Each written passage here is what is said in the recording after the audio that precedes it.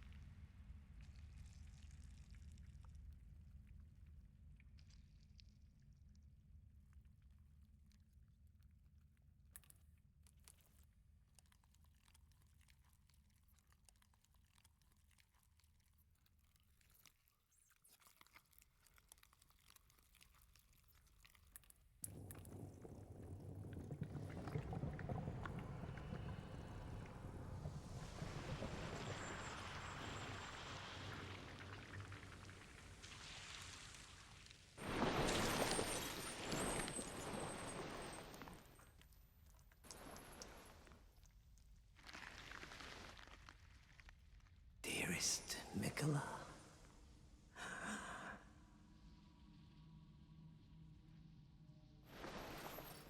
you must abide alone a while.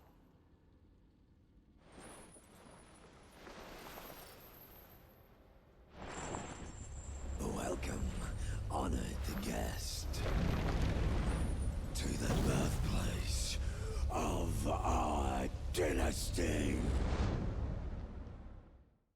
Mohg is certainly not an easy fight. While his attacks are slow, he chains them together relentlessly. Furthermore, he alternates between using melee strikes and blood flame incantations. These blood flame spells are very dangerous because they leave puddles on the ground that deal massive amounts of damage almost instantly and build up blood loss accumulation. And at first, I struggled to dodge them, till I got a tip to just always dodge to the right. It's not perfect. Some of his spells are pretty likely to hit you if you dodge at the wrong time to the right, but overall it was easier than trying to guess, should I dodge left or should I dodge right? Something else that I picked up after fighting him a couple times is whenever he's casting his curses, that's actually when he's most vulnerable, and it was a perfect time for me to unleash my weapon art. My weapon art did a very significant amount of damage, it always procced bleed every time, so by timing that correctly, I was able to not only get in free damage, but also stagger him in phase 1, which allowed me a very nice window for a cheeky little backstab. Going into phase 2, I always pop my Mimic Tear and then immediately spam my Flask to heal through his damage. While the Purifying Tear does negate quite a bit of it, it doesn't render you completely immune. And from here, this is where the fight truly gets serious. You still have to deal with his melee attacks, you still have to deal with his combos, and you still have to deal with his spells. Except now, pretty much every time he swings his weapon, he's going to splash an arc of blood flame somewhere, and those puddles deal damage very quickly, making them quite annoying to deal with. This is the part of a fight that I didn't particularly enjoy. I like dealing with the boss, I like dealing with the dance of his mechanics. I did not like it when there was so much fire on the ground, and when the boss decided to stand in the fire that I really didn't know what to do or how to get close to hit him. Luckily, this did not happen too much on the attempt where I killed him, but on a lot of previous attempts, I just sit there kind of hoping he'd come attack me when he was sitting in the middle of his blood flame instead, and then, of course, throwing spells at me to add insult to injury. In this phase, it's very easy to get intimidated by the boss. His swings look much scarier, but in fact, the pattern's pretty much the same as before, though you do have to be a little bit careful of the aerial phases. And again, watch out, because there's going to be additional blood flame puddles every time he swings his weapon. For the early part of a phase, my plan was to use the Mimic Tear as a distraction. Since it had Eleanor's Pole Blade, it was definitely doing some bleed buildup on the boss, but really, it was there so that I could get in some damage, at least when the boss let me. After that, it actually became a lot easier to deal with Mohg when it was just me and him, because I could see his pattern, and again, it was pretty much the same pattern that I was already used to dealing with from phase 1, just with the additional complication of the floor being lava. So I looked for the attacks that I knew had longer animations. This is a couple of his spells and a lot of his melee attacks. Provided I was able to successfully dodge the attack, well, that was an easy opportunity to get in a little bit of damage.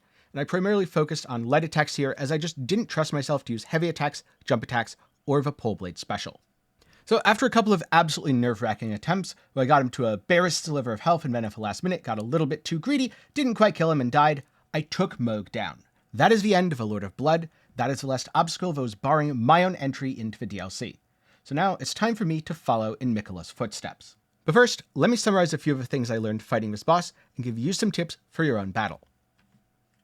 First up, defeating Eleonora the Violet Bloody Finger to get the Purifying Tear is a great thing to do. This will allow you to purify Mohg's curse and essentially negate most of the damage from his transition phase. Second of all, this is a really good time to use a summon if you're going to be using one, because not only will it act as a distraction in phase 2, where a lot of a fire gets placed under it instead of under you, but the boss is just standing there. On the other hand, if you are not going to be using a summon during that time, you should absolutely be using this as an opportunity to get some free damage in on the boss.